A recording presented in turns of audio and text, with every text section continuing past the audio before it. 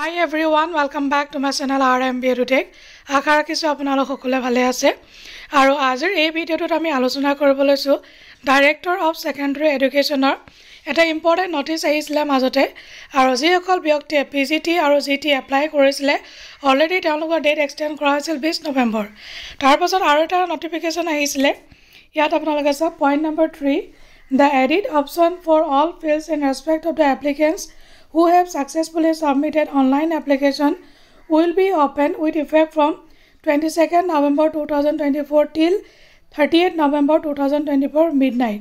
আপোনালোকে edit option তো তেওঁলোকে খুলি দিছে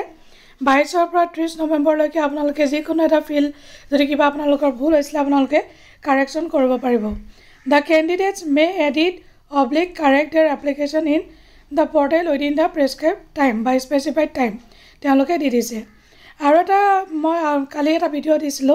তাত যিসকল ডাইৰেক্টৰ অফ মেডিকেল এডুকেশ্যনৰ কাৰণে এপ্লাই কৰিছিলে অলৰেডি ডেট এক্সটেনশন কৰি দিছে 9 ডিসেম্বৰ 2024 লৈকে আৰু এটা ইম্পৰ্টেন্ট পইণ্ট আছে যিসকল ব্যক্তিয়ে অলৰেডি এপ্লাই কৰিছে ডিএমই তেওঁলোকে দুবাৰ এপ্লাই কৰিব নালাগে নতুনকৈ যদি কোনোবাই কৰিব বিচাৰিছে তেওঁলোকে ৰি-এপ্লাই কৰিব পাৰিব নতুনকৈ এপ্লাই কৰিব পাৰিব আৰু লাষ্ট ডেট আছিল 9 ডিসেম্বৰ 2024